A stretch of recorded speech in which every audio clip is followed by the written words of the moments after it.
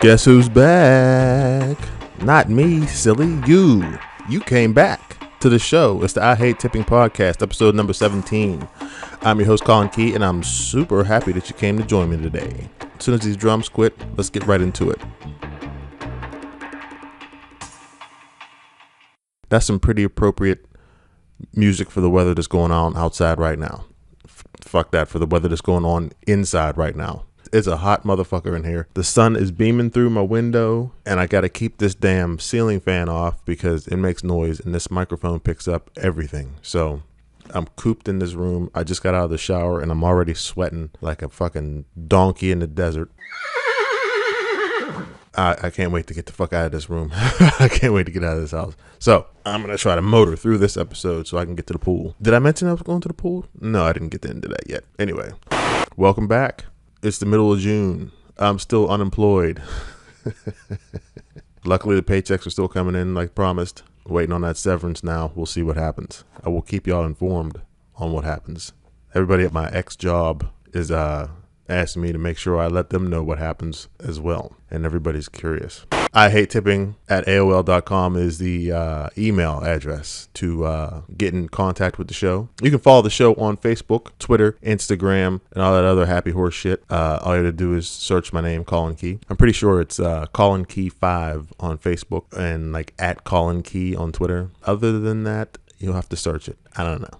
I respond. I'm on that shit every day, but I'm not savvy with that stuff because, to be honest with you, I'm not really into social media all like that. No, I don't like that at all. Mainly because I've done it for years. I was big in it in the MySpace days, and I'm burnt out. I've seen enough pictures of people's plates of food for one lifetime. But I'm on there for y'all, so you can get in contact with me should you want to. Anyway, if you didn't already know, I wrote a book. It's called These Ones Are Mine, and here's the little jingle I wrote for it. Hope you enjoy. By the way, friends, I wrote a book. Get the book. It's called These Ones Are Mine. Buy the book. It's my first book. Pick up a copy of the book. It's my first one. Do it by the book. You should buy it. Buy it by the book. It's full of crazy stories. Cook it by the book. Cop stories, sex stories, fight stories, adventure stories, You pick up a copy of the fucking book. fart stories, stories about animals, military stories, childhood stories, drug and alcohol stories, tobacco stories, and a whole bunch more stories. And every story is absolutely true. The book is available on Amazon and Kindle, and 100% of the proceeds from the book goes to buying me a mansion and a Porsche. For crying out loud, get the book. Thank you for buying my book, and thank you for your support. I love you.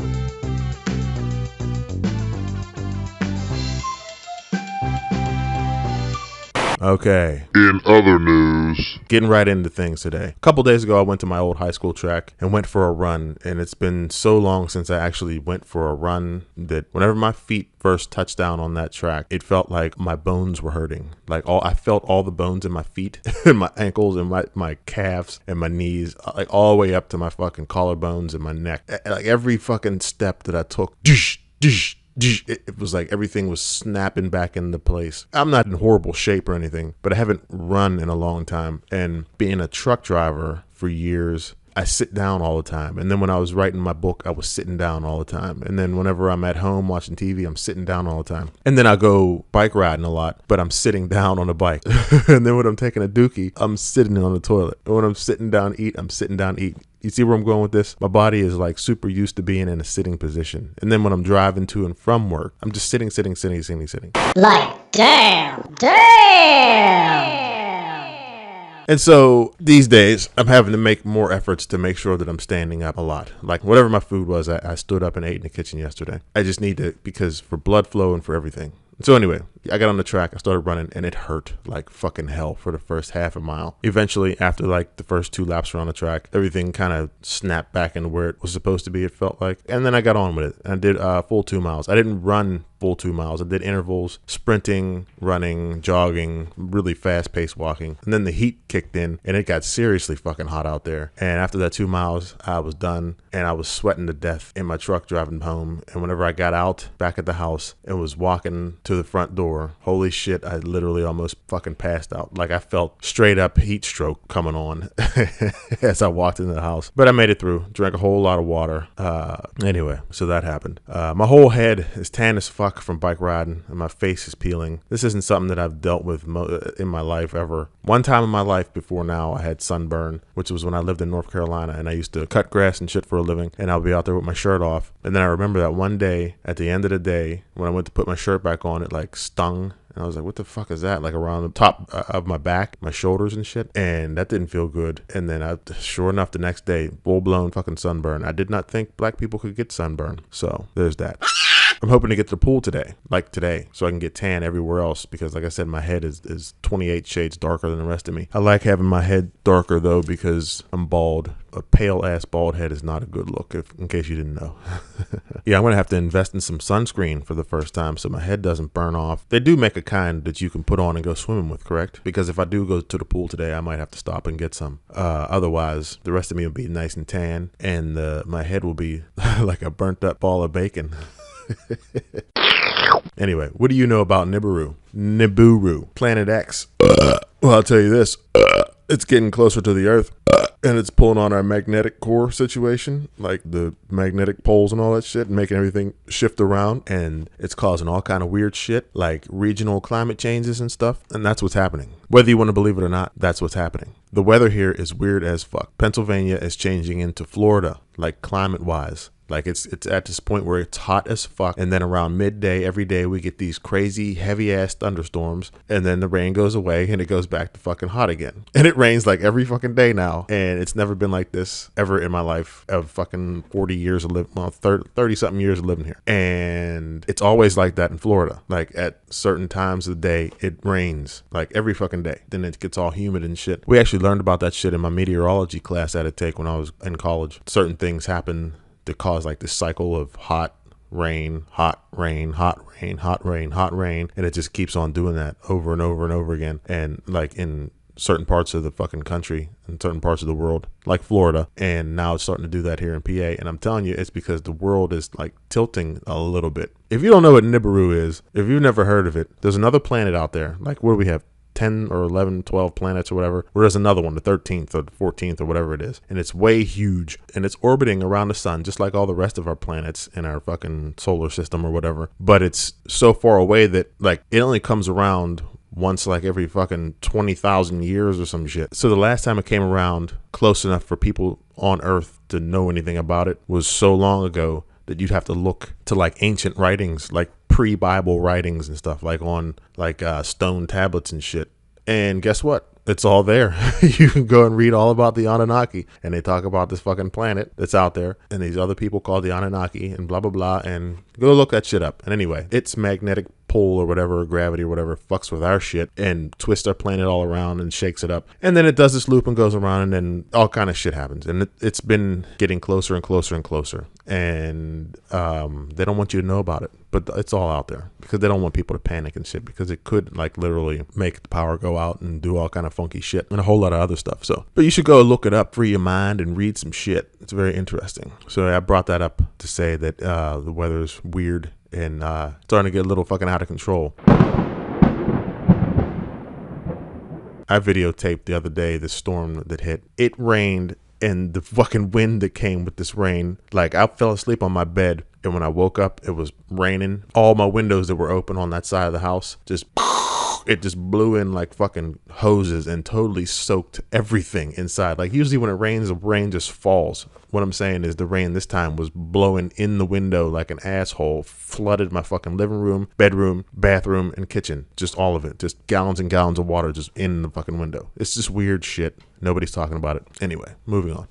You know how I know I'm getting old? I looked at myself in the mirror the other day, and my back hair is fucking ridiculous. Like, I've always had hair all over me, but the hair on my back for some reason is growing way out of control. The hair that was on my head that fell out is growing on my back now. And it was disgusting. And I was like, fuck this shit. I don't know. I had just been ignoring it or something. And so I went and bought some fucking Nair. And I Naired the fuck out of my back hairs and on the back of my arms and shit. Got in the shower and rinsed it off. And then I had to go back and do it a second time. That's how thick and fucking gnarly my hair is. It's like fucking wild boar hair or some shit. It's so thick. Like, I had the Nair on there. It said maximum of 10 minutes. I had to have it on for at least 15 minutes. Still didn't work. I had to do it again for another fucking 15 minutes until it started burning my skin and itching and shit real bad. Finally got it all off. And now that's going to have to be a part of my routine. I'm just going to have to keep Nairing my back hairs every fucking couple weeks because it's just not attractive at all. And that thick, rugged fucking Brillo pad bullshit growing out of my back. Who wants to see that? Who wants to touch that? And now it's time to do the beer review, bitches. All right. First thing I want to talk about today is a quick beer review. All right. Let me just say this. I did say the other day that I'm quitting drinking for a while. But here's the thing. I put some real fucking thought into it. And what I decided was I like beer and I'm an alcoholic. That's all there is to it. I'm not working. I'm working out every day. I'm exercising. I'm fucking getting everything done. Fuck it. I'm having a couple beers. I only have a couple here and there. I'm not drinking liquor. I'm not going to the bars. I'm not going to the clubs. I'm not fucking drinking 30 beers in a sitting like people that I know. Or like I used to do. Not 30, but, you know. Fuck, there was a point in my life when I used to literally sit on a case of Corona every day outside of my dorm room. I'll pull a beer up, drink it, stand up, put that empty bottle in the case, grab another one, sit back down on the case, and I would sit out there all fucking day, all night, whatever was going on, just being social and drink the whole fucking case of beer. And that would be every day. But yeah, that was my young days. That was 20 fucking years ago. Holy shit, I'm old. Anyway, so quick beer review for 2 beers I drank recently. The first one, I decided to try Sculpin Ballast Point because I kept seeing these fucking ads for it. And I said, okay, I'm always looking for something new to try. They pounded this one into my face on YouTube over and over and over again. Let me give it a try. On the commercial, it said it's a 97 out of 100 according to whatever rating system or whatever. So I went to the fucking store, picked up a 6-pack, which was $17 fucking dollars, by the way, at the cheap spot. I go to the place where the beer is the cheapest, and it was $17 a 6-pack. Now,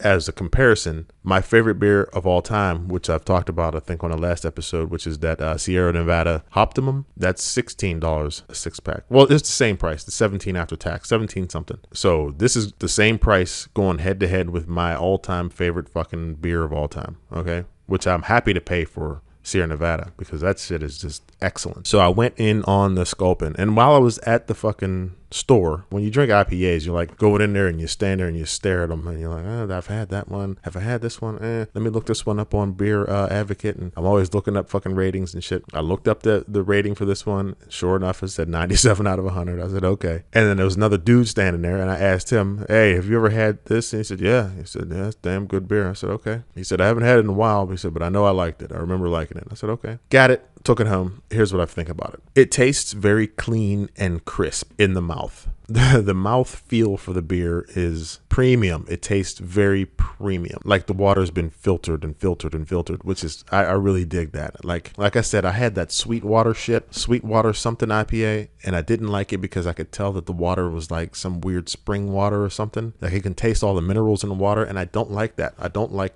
mineral water because of the taste, the flavor. I don't like tasting fucking tree bark and fucking rabbit pellets in my fucking, and like iguana dookie in my water because it's like supposed to be fresh from some spring. Fuck that. There's dead bugs in spring water. I don't care if it's good for me or not. I don't want it. So the water from the Sculpin Ballast Point, which has some weird fish on the front. I do not like the label. I'm going to say that. The label on this beer has some fucking, looks like a plump flounder or some kind of a fish. I guess that's what it is, a Sculpin. I don't know. I don't like it. It's not a good looking label to me. Maybe to some people, whatever. I don't think fish are I don't like looking at fish. Fish are like oddities. I don't want to see that. Anyway, the beer tastes very premium, which I dig. And I'll say this, the beer paired really well with the salmon that I was eating. Now I'm talking about what food pairs well with the fucking beer. It's just like I was saying in the last episode. That's what happens. You just start fucking using these fucking terms and shit and thinking about the beer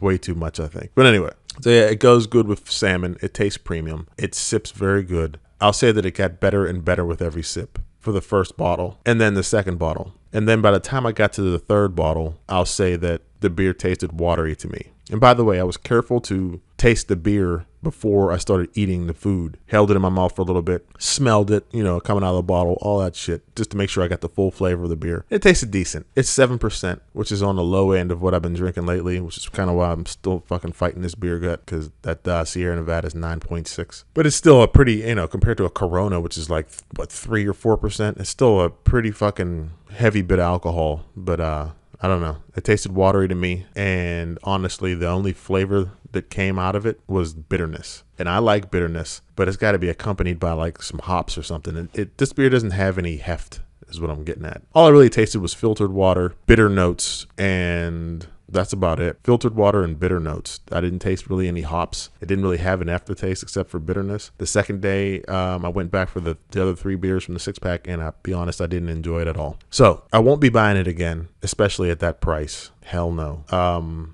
It doesn't compare with any of my top 4 right now. But I will say this, it was very premium tasted, and like I said, and I'm intrigued enough about it that I'll try another beer from the company, from Sculpin or Ballast Point. I don't know if the company's called Sculpin or if the beer's called Sculpin or if the vice versa, but whatever. I'll try another Ballast Point beer, but I won't be buying this one again. By the way, on the subject of beer, I was thinking about it, and whenever I decide to start cooking up my own batch of beers and start getting into all that shit, I think I want to do something different. Since there's already 9 million IPAs out there, I want to try and do my own version of like a cerveza, because like for years and years and years, I was all into like Dos Equis and Coronas and like Modelo and shit like that. And I think the thing that's missing with those beers is alcohol content. So I want to try to make like my own version of Corona, but with like highly filtered water, like the Sculpin, and a higher alcohol content. So it's like more punchy, because that's what I always had wished with Corona. Corona just tastes so watery. So that's what I'm going to try to get into, I think, once I start fucking buying hops and building my own distillery. I got to get my own house first and get a garage to do this shit in. So anyway, there's another beer that I drank last night, which is Flying Dog Company's The Truth, in quotations, Imperial IPA. It's 8.7%. It's got a green label with like some business dude whose face looks all fucked up like a cartoon drawing. It says on there, full disclosure, this beer came to fruition because we saw a gap in our portfolio and we wanted to increase our market share. And it's called The Truth. And it says, I do solemnly swear something. So it's pretty awesome label on the bottle. This 6-pack was $13. And this isn't the first time that I've had this one. I've had it a couple times before, but I always forget about it for some reason. Well, you know what it was? It was on the bottom shelf. That's what it was. So whenever I go in there looking for something quickly, I always blow past it. This beer is good. It's very, very fucking good. I'll give it a 9.1 out of 10. It's got just the right amount of alcohol content. The consistency of this beer is so perfect. It's like thick and heavy, but it's not too thick, too heavy, too hoppy. It's just right. The flavor's excellent, and I can literally sip on one of these beers per hour. I can sip on these beers for a long time. I love an IPA to be ice cold, but with this one, even after sipping on a bottle for an hour and that last sip is in there and it's warm, by that point, it's still good. It's delicious. This beer is fucking excellent. The smell isn't as potent as the Sierra Nevada. More than any other beer, that Sierra Nevada has the number one smell. Whenever you crack that bottle open and put it up to your lips, the fucking vapors that go up in your nose is amazing. It like really gives me a tingle. This one has a nowhere near as good of a smell as that, but it's there and it's pretty good. I would buy a case of this. I'd buy a fucking keg of this and serve it at a party, even though it'd probably be $1,500. I'd buy a keg of it and not even tell anybody what it is, and everybody will be super fucked up. And it's really, really, really, really good. It's definitely a repeat buy. I'm gonna try to remember it for next time. I'm bumping it up to probably my number 2 beer right now. I'm going Sierra Nevada, Optimum, then this one, the Truth, then the classic Elysian Space Dust, and then I'm gonna probably go Mad Hatter still, number 4. There's my top 4. So yeah, I would definitely recommend Flying Dog, The Truth, Imperial IPA. Not so much the Sculpin. Next segment. Next segment! All right, a couple true stories. I wanted to tell a couple stories about kids. You know, I got a kid, I got a son, and at the same time as he was born, like I got all these other nieces and nephews from that generation, all born around the same time, like lots of them, like 9 or something or more, maybe 11, I don't know, a whole bunch of them. And so I've been, you know, kind of a part of raising all of them. We all have, you know, passed them around for babysitting duty and for events and to do stuff and blah, blah, blah. So there's lots of stories to tell about shit happening with all of them. But just a couple that popped into my head that I wanted to share that were kind of interesting. A few years ago, I lived in this house that I was renting. I was going to tell that story one time. I don't know if I want to. It hurts too much to talk about it. I had a huge, horrible fucking court battle with the landlord, cunt horror of that place. Oh, that was a dark day for me. Anyway, I was renting that house, and me and my baby mama and my son were in the house, and we were all getting cleaned up to go leave. And I put my son in the shower and went to go get a towel or something. And I came back. He was probably like he was 3 or 4. He was standing in there, and I gave him a little rag, and he was like studzing around or whatever, doing whatever. And I went out of the room, and then I just heard him start screaming. And I was gone for maybe 1 minute. And then me and his mom both come rushing in to see what the hell was going on. When I went in, he was standing in there screaming, screaming bloody murder, holding his hands out in front of him. And both of his hands, every single finger was drenched in blood, and he was holding his hands out like staring at him. So all the blood was running down his forearms, and we were dripping all down into the tub. And me and his mom were like, "What the fuck?" And he kept saying, "Daddy, there's blood, there's blood, there's blood, there's blood." And I mean, literally, like every one of his fingers and thumbs were fucking cut. And me and his mom were like, "What the fuck happened?" And I grabbed him out and rinsed his hands up and wrapped them all up. And then I asked him what happened, and he explained in his little 3-year-old self that he put his hands on the wall and then slipped and fell and slid down, and his hands got cut. And so what actually happened was, in the tub, the woman who owned that house had lined the wall in there, the shower wall, with these mirrored tiles, and she did it herself, and so they weren't flush, and so all these like razor sharp edges were sticking out everywhere, like on the seams of every one of these mirrored tiles. It was like razors, and he put his hands on the mirrors, checking himself out, you know, like a kid would, and then slipped and slid down, and all of his fucking fingers got cut. We took him to the hospital, and they wrapped up every one of his fingers, and I have a picture somewhere that I'll try to find of him with all these wrapped up bandaged fingers. It was crazy. Shit like that in that fucking house. I had a lawyer and everything for that fucking... I'm gonna tell that story one time. That place was a hell house, and that woman, who knows, maybe she's dead. What an evil piece of shit she was. Anyway, so not my kid's mom. I'm talking about the lady who owned that fucking house. So that's one story. My kid screaming bloody murder because he cut his hands open in the shower. Another one, at another place that we were staying in, I had the kid by myself. My kid's mom had just left for work. I had to go take a shit, and he was probably 2, and he was sitting on one of those little fucking things, like a push around. It was like a little truck or something for babies. You put the little toddler on there. I don't even think he was 2. I think he might have been like 1 or 1.5 or something. And he was on that little push around thing, sitting there right outside the bathroom door, smiling, looking at me and shit. While I took a shit, I left the door open, and I like reached over to get toilet paper and looked away for a half a second. And then when I looked back, boom, he just fell over like a fucking sack of potatoes off the thing and landed directly on his mouth.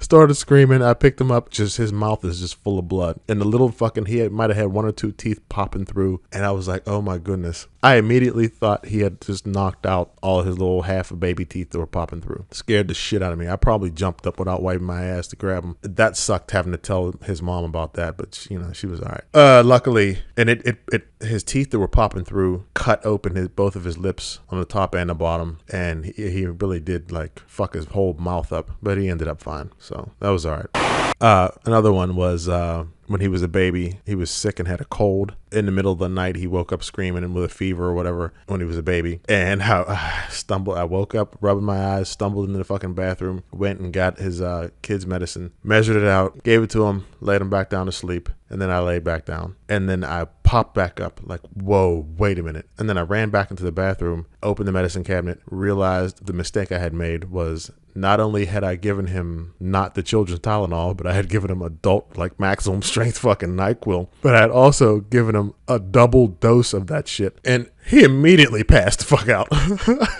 And I was like, oh my goodness. I flipped out, so scared, called the fucking nurse hotline, grabbed him. I'm like shaking him, with a cold rag on his head, trying to wake him up and shit. And he's just laying there smiling, just in la la land, happy as hell. Apparently feeling way better, of course, obviously. I'm thinking I just overdosed the fuck out of this kid on on the wrong shit because he might have been, I don't know, 1 or 2 or whatever. The nurse said, you gave him what? And I said, NyQuil. She said, oh, okay, how much you give him? I said, like a double the adult dose. She said, well, yeah, he's going to go to sleep, but he'll be okay. Fuck, that scared the shit out of me. And that's exactly what happened. He went to sleep and slept a long time, but he woke up happy. He wasn't sick no more.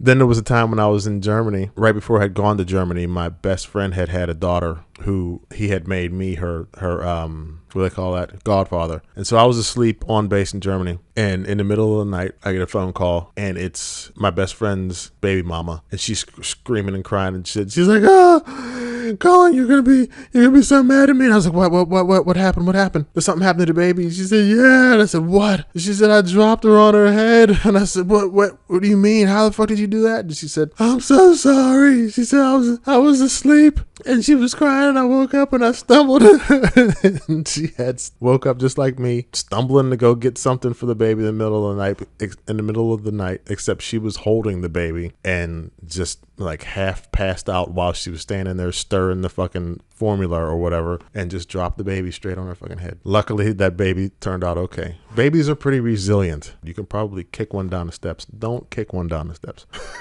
I'm just saying. They can bounce a little bit and roll, and they're pretty tough. Luckily, they're made that way. So that happened. And the last one I want to mention was at my mom's house. There's a little boy who lives next door, and he can be pretty bad sometimes. He's a little bit younger than my son, but they're buddies and they play together. One day I came outside and looked at my mom's yard, and there were all these bricks in the yard. And I looked over, and they were bricks from the next door neighbor's house in their yard. Not bricks, but like those decorative stones, like instead of grass or mulch or whatever. Their yard's full of them. And my mom's yard all of a sudden has a bunch of them. And I was like, oh, that's a little kid next door. And so right then, the little kid comes walking up, and I said, hey, dude, did you throw these over here? And he just looked at me and smiled and laughed. And I said, dude, did you put them over here? And he said, yeah. And I said, well, come and get them. He said, no. I said, dude, come and clean up your mess. And he said, no, I don't have to. And I said, yeah, you do, or I'm going to tell on you or something, whatever the conversation was. And he said, ugh. So he comes over, he looks at me and gives me this like evil grin and grabs one of the rocks and just launches it straight up in the air as hard as he can. And I looked up and looked at this fucking half a brick flying straight up in the air and watched it coming down. And just as it came down, my niece just happened to be walking into the yard from the sidewalk.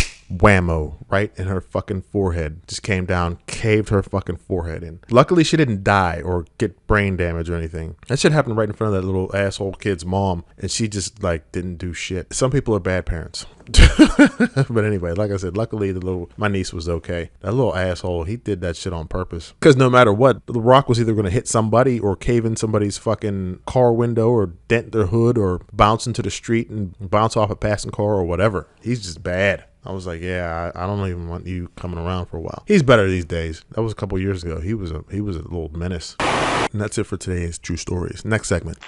Ladies and gentlemen, movie talk time. Spoiler alert! Movie talk time. The first movie on the docket that I want to talk about is Resident Evil: The Final Chapter.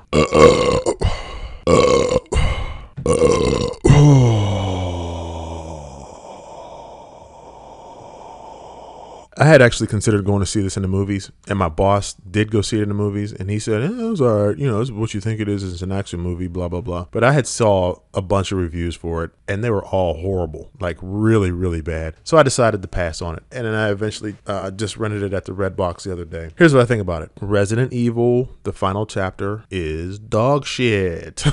The plot is ridiculous. It's way too much. The movie's way too dark. Like, it's just a black, dark movie. All the action scenes happen so fast you can't tell what the fuck happened. It's like a crazy snap cut editing technique or something where they like cut half of every frame out and then mash it together with half of the next one. So you literally can't see what the fuck happened in any action scene. It looks crazy. All the CGI is garbage. Yeah, I don't know. It's not even worth talking about.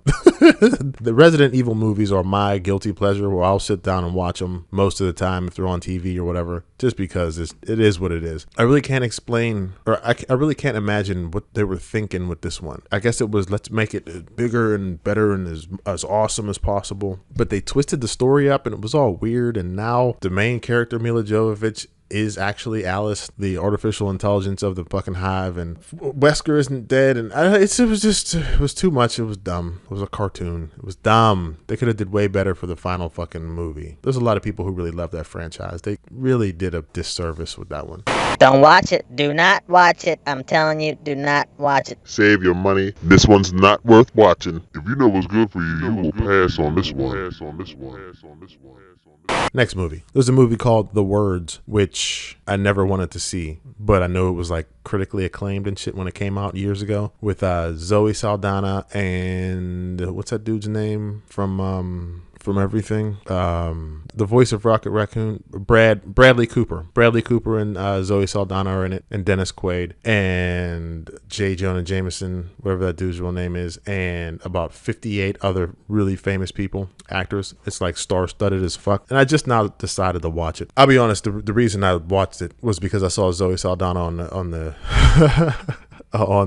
thumbnail on Netflix or whatever. I was like, let's check out what this is. It's a very interesting story, The Words. I really did dig the story. A young dude, like way back in like World War I days or something, World War II, writes a fucking book about his life and how he lost his kid and all kind of shit and blah, blah, blah. How did he lose his kid again? I don't remember. Kid dies, and then him and his woman break up, and he writes this fucking tragedy of a fucking story. Then he gets back with the woman, and she loses the book before he can publish it, and it just goes away. She leaves it on a train, and then years and years and years and years and years and years and years and decades and generations later, Bradley Cooper's girlfriend, Zoe Saldana, finds the book by mistake and gives it to him. She buys this bag in like a thrift shop, and a secret compartment in the bag is this dude's book, which he never published. Bradley Cooper, who decided to be a writer, but nobody likes his writing sucks. He was just about to give up being a writer. He was having a total fucking breakdown, happens to look inside his bag and find the other dude's book, and has a struggle within himself, like, should I fucking publish this or not, or should I, because the book's supposed to be really good. And he says fuck it and does it. He publishes the book under his name. It's a hit. Now he's a zillionaire, but the original author of the book is still alive, reads the book, and comes and confronts him about it. It's a pretty fucking awesome story. The thing about it is, it's not an awesome movie. I don't know why. All these big name fucking famous ass actors in this movie, the only two that mattered were Zoe Saldana and Bradley Cooper. And the old man, whoever the fuck that was. I don't remember his name. All three of them were great. But the movie itself just wasn't good. Like, I'm having trouble remembering it right now. Very forgettable. A couple of things that did stand out for me, though, were, number one, fucking Zoe Saldana. She is the number one, besides Denzel Washington, Zoe Saldana is the number one actor out there who can evoke emotion to me. Whenever she approached, and I talked about this before, like one of my favorite scenes in Star Trek, when Spock's mom died and Zoe was his girlfriend, and she walks up to him and just grabs his face, and she just says, like, just tell me what to do, and blah, blah, blah. That scene almost made me cry. It almost makes me cry every time I see it. She just pours emotion out of her face, and it affects the fuck out of me. Well, she did that again in this movie. She read the book after Bradley Cooper had retyped it up, and she was saying, you need to publish this. She was saying, baby, I always believed in you. I knew you had this in you, and see, you finally wrote the book that everybody wants. And he's just standing there like, listen, baby, that wasn't mine. But he didn't actually say. He was like trying to tell her. And she was like, no, I always believed in you. I always believed in you, and I knew you could do it. And I need you to just do this. And I was like, damn. I got choked up. Like, fuck, man. She'll make you believe in yourself. She's just kind of a dynamo of emotional shit. So she was awesome. Bradley Cooper was awesome and that scene with him, and he was just like, okay. So I love that scene. And then the scene when the old man eventually approached Bradley Cooper and explained himself. Other than that, the rest of the movie I think is kind of garbage. Although Olivia Wilde was looking very fucking delicious in this movie. I will say that. Even though there was no reason for her to be in it. Like, the whole shit where Bradley Cooper, the older version of him, was supposed to be Dennis Quaid now. I didn't buy that. I didn't like Dennis Quaid in this part. I didn't like Olivia Wilde's part. I didn't like any of the movie except for those two scenes that I said. So yeah, it was a very good story, good premise, poorly executed movie. And I don't know why. I don't know. It was just written bad or something. And it had all these stars in there, and you're expecting like all this excellent, deep, dramatic shit from them, and you didn't get none of it. So anyway, The Words is kind of a pile of crap. Yeah, I'm going to go ahead and say pass on that. Next movie. The Autopsy of Jane Doe. Sat down and watched this with my mom at her house the other day. It's a very different movie. Like, you really don't know what the fuck to expect in this movie going in. It's kind of confusing. At the end of it, I had more questions than answers. I kind of understood what was going on.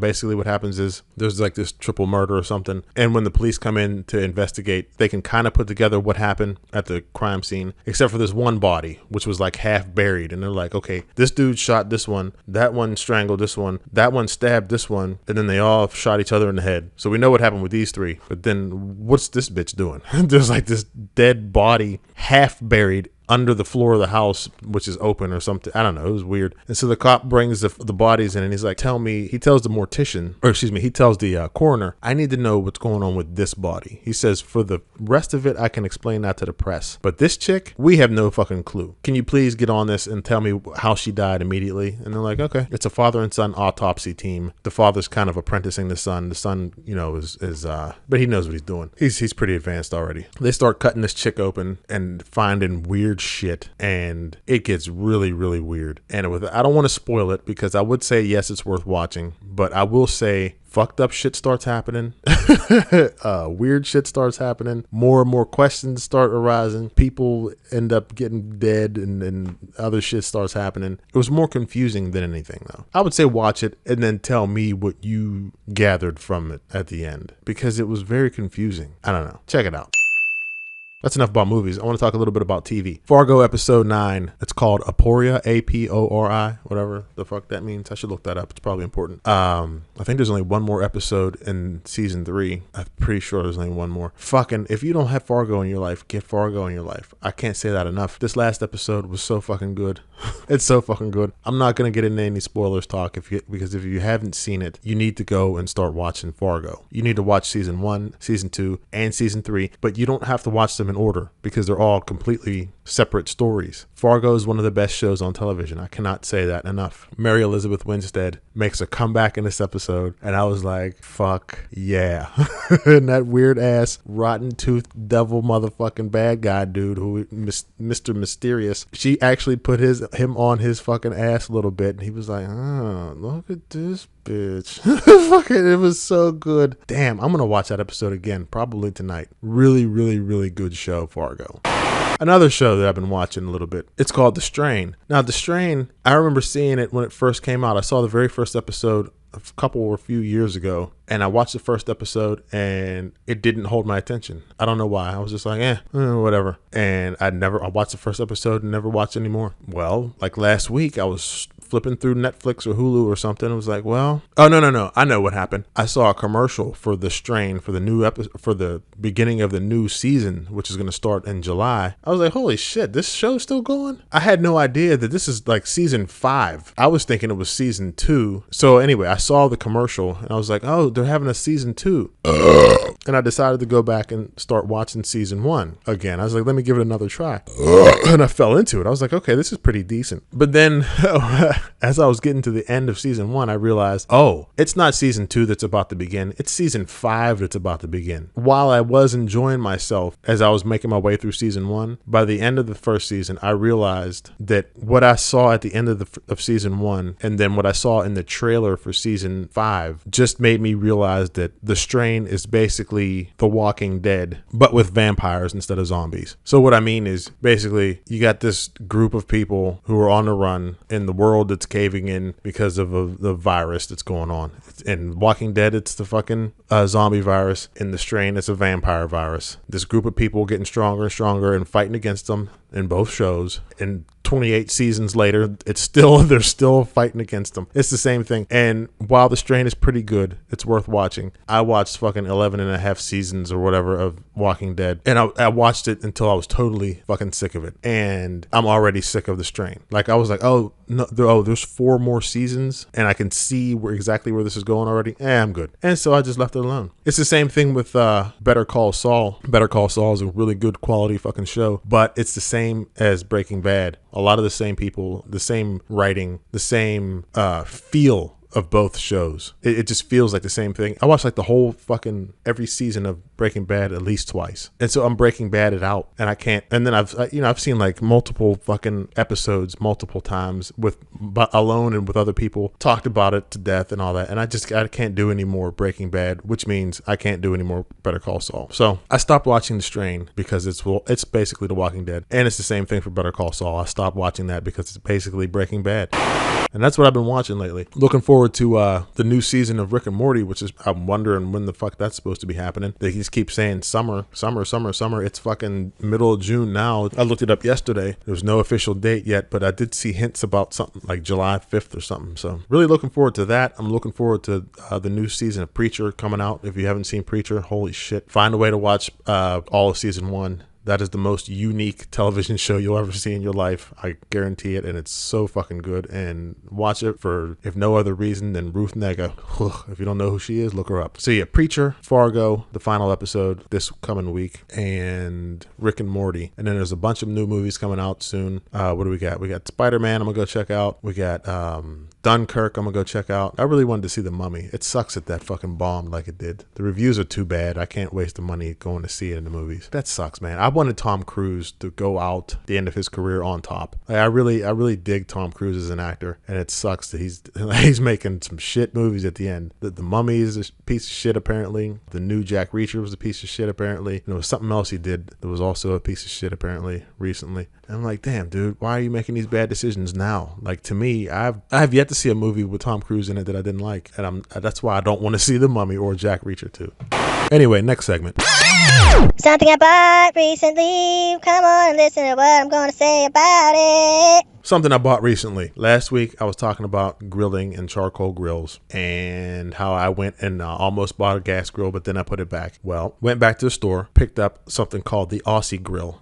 If you haven't seen it, the Aussie Grill is $47 at Walmart. You see them lined up there. They're folded up, and then you flip a little switch at the bottom, and boop, doop, doop. It unfolds, and bam, it's ready to go. And then there's like another little bungee cord thing that holds the side table, and boop, you undo that, and boop, it folds out, and the grill is ready to go. $47 charcoal grill. Whenever I fucking examine this thing, it becomes obvious immediately that whoever made it really thought about it. Like, they put exactly what you need and nothing that you don't. It's the perfect shape. It's the perfect size. For the price, it's the perfect amount of features. It folds up. It rolls away perfectly. And it's just the perfect little cheap ass grill. You can fold it up and take it tailgating if you want. You can throw it in the back of your car and take it to your fucking granddad's house for his 84th birthday cookout and make your own fucking sausages, whatever. It's good. It's a really fucking great little package of a grill. It's not little. I mean, it's a full-size good charcoal grill. Comes in all kind of different colors. I fucking broke mine. I put it in the back of the truck and didn't secure it, and I guess I went up a hill and it slid and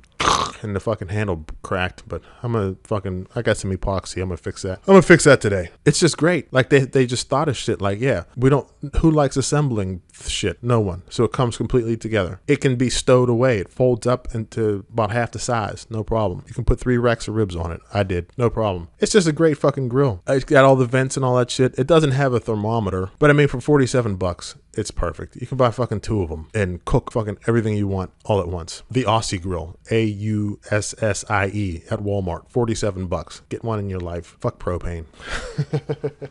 Moving on. Also, on the subject of grills, I had asked in the last episode the question, if I was to get rich all of a sudden, would I still use charcoal grills? Well, it turns out the answer to that is fuck yes. I started researching charcoal grills, and it turns out that they get really fucking fancy and really expensive. So it's not just me. There's a whole segment of the population who sticks with charcoal, and I watched a bunch of review videos, and I decided on the one that I want to get once I get my money one day. And I don't remember what it's called right now, but I know the motherfucker costs $1,200, but it's so nice.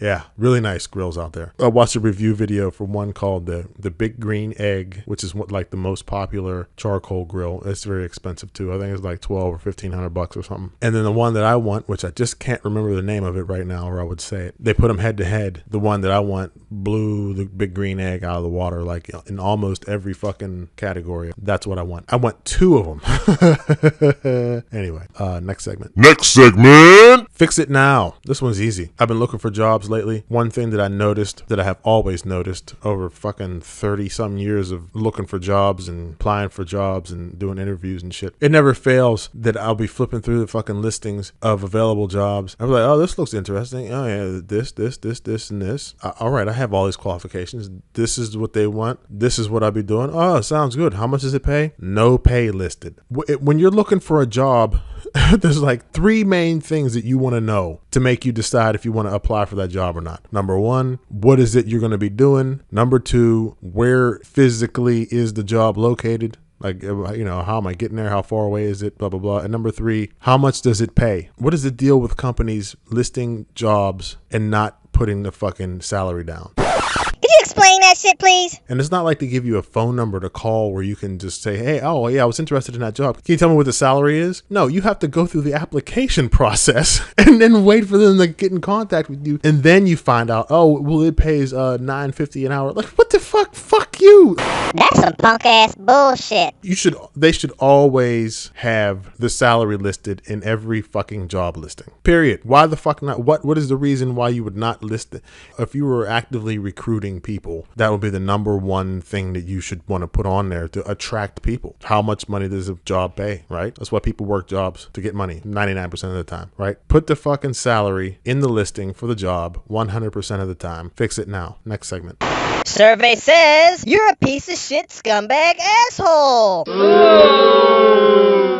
You are an asshole if you put more sugar into pre-made like ragu or Prego or Newman's Own or whatever fucking spaghetti sauce or whatever kind of pizza sauce, whatever kind of red sauce that you're going to make spaghetti or pizza or lasagna or whatever with. Do not put additional sugar into these sauces. 2 reasons. Number 1, pre-made Prego, ragu, Newman's Own, fucking spaghetti sauce, all that already comes with mad crazy sugar in it. Just like ketchup. Ketchup has so much fucking sugar in it, it will blow your mind. It doesn't need any more sugar. Number 2, it makes it taste nasty. There's a place up the street, a pizza joint. I love their gyros. I ate their pizza. I will never eat their pizza again because they put sugar in the fucking pizza sauce. It's disgusting. Don't do that. It's nasty. It gives everybody fucking diabetes. Fuck you. Don't do that. Yuck. Yuck.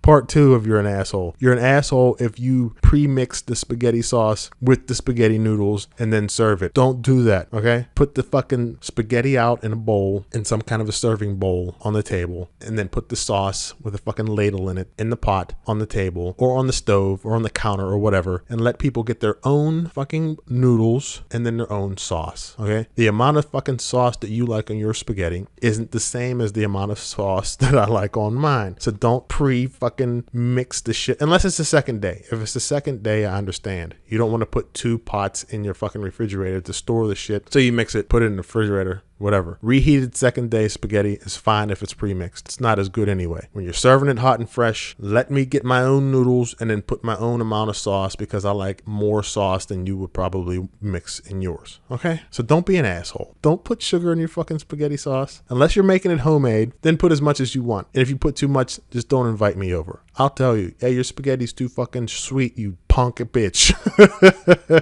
Don't invite me over no more. You know what? Lose my number. I don't want your fucking sweet ass, rot my tooth out fucking candy flavored spaghetti sauce, asshole. And don't mix the sauce and the spaghetti ahead of time because you don't know how much sauce I want on mine, bitch. Next segment. Here's a hygiene tip for you. You stink. Get away from me. Here's a hygiene tip for you. Brush your teeth, Buster, and get away from me. You've just got to have better smelling breath, mate. That's all. Then perhaps you can make friends. Hygiene tip for the day. I harped about my tooth health a lot in a previous episode. One thing I didn't mention about me finally having healthy teeth for the first time in my life is partially due in part to me having a sonic toothbrush. I got it for Christmas. I had been planning on getting an electric toothbrush anyway because a couple visits ago, my hygienist or whatever, she said, I mentioned it to her. I said, what if I got an electric brush? She said, oh yeah, absolutely. Which one are you going to get? And I said, I don't know. I was thinking about this Oral-B one. She said, it doesn't matter which one you get. Any electric toothbrush is going to be better than a manual toothbrush anyway. anyway, just because you're getting more cleaning action, period. Like you're going to still be brushing like normal, but it's also doing it at the same time. So it's like you're cleaning your teeth triple automatically, no matter what. And then I just happened to get a sonic toothbrush for Christmas. And I'm going to say that when I went on this last dental visit and the dentist told me, wow, your teeth are so clean, the sonic toothbrush has got to be at least partially responsible for that. If you don't know what that is, like a regular electric toothbrush, like goes like it spins and vibrates and does weird shit. A sonic toothbrush just vibrates back and forth really, really, really, really fast. I'll turn it on so you can hear it. Yeah, this microphone picks up sounds pretty good. Let's see.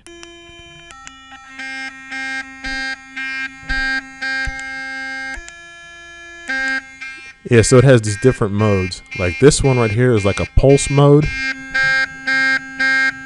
It says massage. That's massage mode where it's like, man, it's like getting more intense, less intense, more intense, less intense. Holy shit. Then that's regular clean mode. Then that real high pitched one right there, that's whitening mode. So basically what it does is this thing just moves. They call it sonic because it moves really fucking fast. Like you can barely even see it. Whenever I turn it on and I look at the bristles of the brush, it's moving so fast, like if you pour water on it, the water is just gone immediately. So anyway, it's just with that action of the thing moving so much, you add that to the action of that you're doing, circling around your teeth and shit. It's just way more fucking happy fucking tooth polish going on. And so I would say get one. Get a sonic toothbrush in your life. It can only help. The one that I have here is called the Jim Ellis. That's all it says on it. And it came with all these different, it came with like 3 heads, and the heads detach so you can store them separately, because you set this thing on a base to charge. And then I don't like having the head on there, because when it's in the bathroom and whenever you're taking a shit, I don't want fart molecules going all over the head of my toothbrush. So that's why I like that the head comes off, and you can swap them out when this one gets old and shit. And anyway, I can just store this in the medicine cabinet so it doesn't get fart molecules on it. But yeah, I can say 100% that my teeth are way better from having this thing. So check it out. I don't know how much this cost. Like I said, it was a Christmas present. I don't think it was that much. So hygiene tip, get a sonic toothbrush or any kind of electric toothbrush. The one thing about regular electric toothbrushes that I will say though is a lot of the time with those, the head on them, the bristle part is so big that it makes it hard to get back to the back parts of your like your molars and shit. Like I still have my wisdom teeth and there's not that much space back there. So with this sonic toothbrush, it's a regular sized toothbrush head, so I can get back there no problem. But if I had like a giant Oral-B one with all the spinning action and all that shit, it probably wouldn't fit in the back of my mouth. So that's just something to consider. Next segment. Now it's time to talk about something a bit more serious. All right, I wanted to touch on a little bit more serious topic right now, but in a lighthearted fashion. Have you ever heard someone say, "Don't tell me how to raise my kids"? Actually, if you have heard them say it, it probably sounds like, "Don't nobody tell me how to raise my fucking kids." Like that's usually how it comes out of that piece of shit person's mouth. Oh hell no, don't tell me how to raise my kids. All right, it sounds something like that. I don't even like mimicking that sort of fucking person. Walmart, you fucking you walk around Walmart, you hear a lot of ghetto ass really whack people saying shit like that all the time. And it's a terrible, ridiculous, moronic thing to say. And if you hear somebody say some shit like that, it's almost certain that person's kids are probably gonna grow up to be a piece of shit just like that person. So what I'm talking about is when someone says, "Don't tell me how to raise my kids," nobody tells me how to raise my kids. And I've heard that many, many, many times in real life and on TV and on reality shows and whatever. The problem with saying some shit like that is, okay, then I have to ask, well, who did tell you how to raise your kids? I'm asking because what do you think? People just are born and then they fuck somebody and then they have a kid and they automatically just have like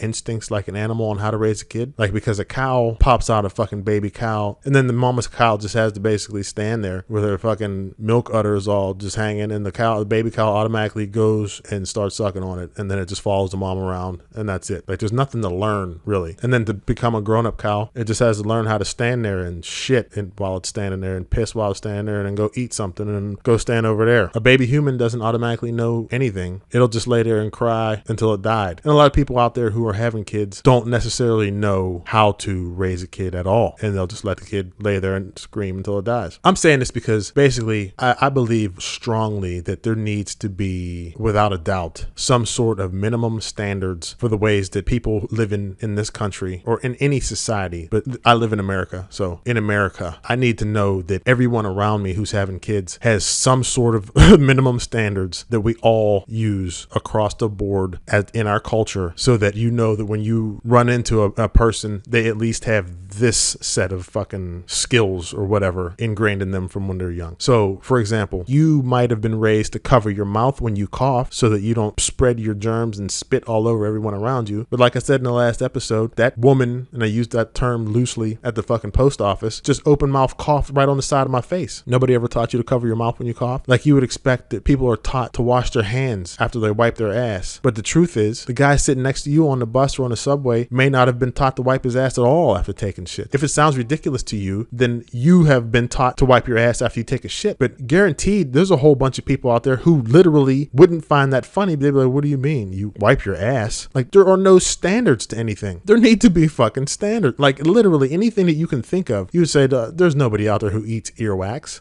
I guarantee there's lots of people who eat fucking earwax because to you it's nasty, but because you've been at some point explained to that you shouldn't do shit like that. Like, don't pick up that piece of poop and play with it. It's got germs. Guaranteed there are people out there who don't know that because they were never taught that. So the point is, yeah, somebody needs to tell you how to raise your kids. Not 100%. I'm not saying teach you how to make your kid the person that we want them to be, not whatever. I'm just saying that we need to know that everybody knows to wipe your fucking ass when you take a shit. We need to know that anybody we come across knows it's not okay to stick your finger in your butthole and then shake somebody's hand without washing your hands. You see, you would think that exists, but it really doesn't. Like in one of the earlier episodes, one of the hygiene tips was make sure you wash your back. Your back is a part of your body too. It needs to be washed just like your feet and your face and everywhere else. I have met a bunch of people who did not know that you need to wash your back. To them, that just wasn't a thing. And it blows my mind, but that's because I've been taught that. So what I'm saying is a lot of people in the world aren't even really raised. They just grow up to be whatever they will be because of either the people who brought them into the world either don't care or they don't know how to raise a kid, so they just figure that it'll just happen on its own. Literally, it happens like that a lot, probably more than you would think. Or people who were raised poorly, they turn around and do the same shit that their parents did to them, and they raise their kids poorly. And now you're going to bump into these people out in the world, and every person you run into in the world, you're basically rolling the dice on whether or not those people might rage out and drive their car into a crowd, or, like I said, stick their finger in their ass because their asshole itches, and then go and fondle the coffee cups at the fucking gas station and just wipe their shit all over the coffee cups, because to them it's nothing. They don't even think about it. So I believe that whenever you go to the hospital and you are pregnant, father and the mother, if at all possible, both got to take these fucking classes, and it's going to teach you minimum hygiene skills, healthy discipline practices, how to instill good habits in children, like eating well and exercise, things that you need to be doing, like eating well and shit and exercising, teaching all these basic shit, how to not hurt your baby, how to spot things that might be happening in your baby, and blah, blah, blah, blah, blah, blah, blah, blah, blah. If you want to live here and you want to birth a child here, you have to take these fucking classes, period. It's not a suggestion. That's what a society is. A society is a bunch of people who are on the same page about how we want to live our lives. At least two minimums. Practice your own religion, whatever. Do your own political shit, whatever.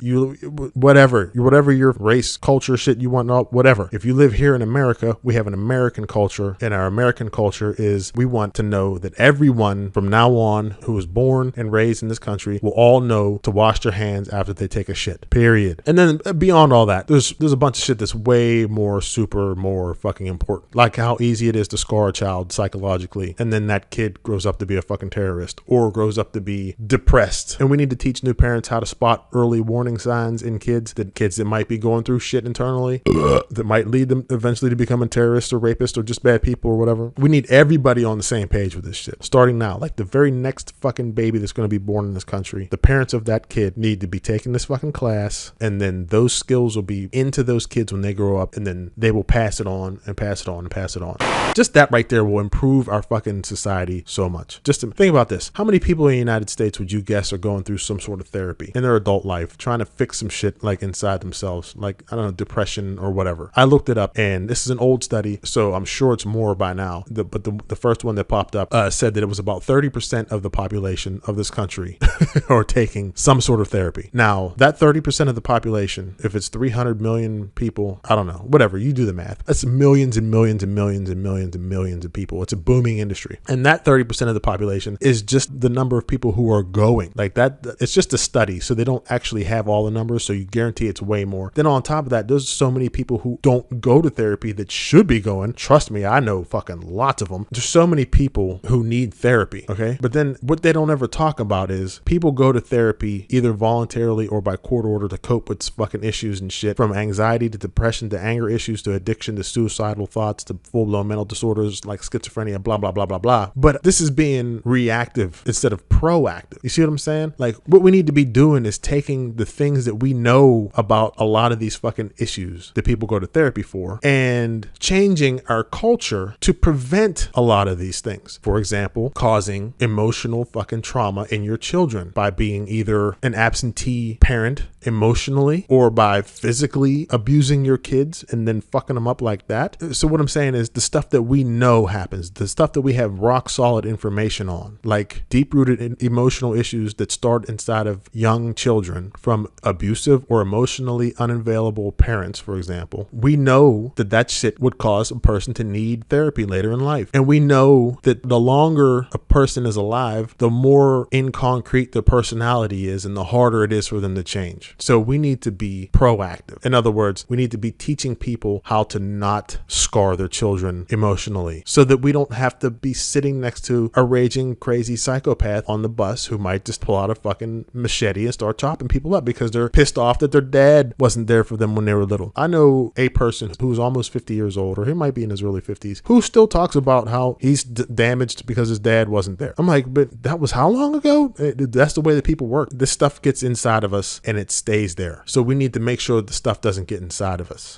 We need to attack the shit ahead of time by training parents on what we know they should not do to their kids to keep from scarring them permanently so that they grow up to be happy, more functional people. Like a lot of these fucking things that people suffer through, we don't have to suffer through them anymore. We already know what causes them and we need to nip it in the bud, but we don't do it. Our society does not focus on doing it, but we need to. Our schools need to beat it into young people's heads that they have a responsibility to not have children if they're not ready for it. I'm not talking about just sex ed class that shows you the reproductive organs and all that, blah, blah, blah. We need to scare the shit out of children because you know that urge to fuck is the number one thing that's going to take over a teenage mind, and it sticks with us for most of our lives. That need to fucking reproduce. It's in us. That is the one animal thing that does it's the number one thing in us. So way ahead of time, we need to fucking beat it into these kids' heads that, hey, you're going to start feeling like this. When that happens, you need to remember that condom. You need to remember that if you do it without a condom and you have a baby and you're not ready for it, this is what happens. The realities of being a parent when you're not ready. And that goes for adults too. People go on about abortion rights, and I'm not going to talk about that, but I'll say that where's the fucking responsibility? People act like, oh, well, I go out and I get drunk and then I hook up with people and then, well, what am I supposed to do? It's like, nah, that's not an excuse. You need to always be realizing that if you fuck someone and get pregnant, there's going to be a baby, then that's a huge fucking deal. People need to know that you have a responsibility to not have children if you're not in a position to have them or not wanting to have them. That urge to fuck will probably always be there. And so we need to have the urge to be responsible too. And it's easier if it's built in way earlier. In a nutshell, our society is way too reactive in a lot of ways. We need to be more proactive, and it's not difficult. It's not difficult at all. It's like that song. Remember that? What was it, Michael Jackson song? I believe the children are our future. Teach them well and let them lead the way. Blah, blah, blah, blah. Teach them well and let them lead the way. Our schools teach people how to be consumers and how to work a job. That's what our schools teach. They don't teach our kids how to be human beings. Our schools need to teach our children like the more important shit, like what they can expect to be happening to them in the near future. We need to be teaching our children the difference between emotions and logic. We need to be teaching them how to deal with emotion, because that's what a lot of the time, think about how many kids get depressed and then they go into these depressions and shit, and then their parents are off working all the time, and so they don't even, and the kids hide it and all that. And then they turn to drugs to escape their fucking feelings and blah, blah, blah, blah, blah. And it's this whole fucking giant snowball of horse shit that happens. And if we would have just taught them from the beginning, hey, you're going to start feeling all these different ways inside. And the thing to do is to come and talk to somebody about what you're feeling. Don't stuff those feelings down, because if you do, it turns into a monster inside of you that can make you do certain things and blah, blah, blah, blah, blah. Like, these need to be the core fundamentals of our schooling, is how to be a human being. All that arithmetic and world history and all that shit needs to be secondary. We need to be improving human beings. Every generation needs to be a better generation than the last one, not just a bunch of memorized fucking horse shit in their brains. Am I making sense? Anyway, that's all I want to say about that. I think we can be better. All we have to do is start creating a society that wants to be a better place for people.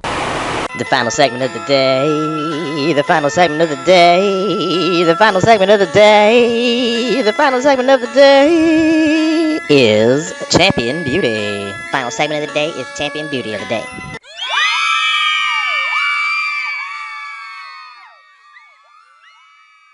Today's Champion Beauty is a girl who I first saw in a movie, which is a good movie that I don't think got the recognition that it should have. But before that, I'm going to say this. When I lived in Germany, I was walking around base at night, like going, I don't know where I was going. I might have been coming from the gym, walking home or something. I don't know. It was dark and I was walking along like this path, kind of cut through kind of the woods and shit, heading back to the dorms. And this beautiful ass young woman appeared out of nowhere. I mean, one of the most beautiful women I've ever seen in my life. She was very young. She was probably, I don't know, I'd say 19 or 20 or something like that. Maybe 18. She might have been 17. I don't know. She was young, but she was so fucking gorgeous. Anyway, she walked right up to me. I had never seen her before in my life. And she said, "Excuse me." And I said, "Huh?" And she said, "Have you ever done coke before?"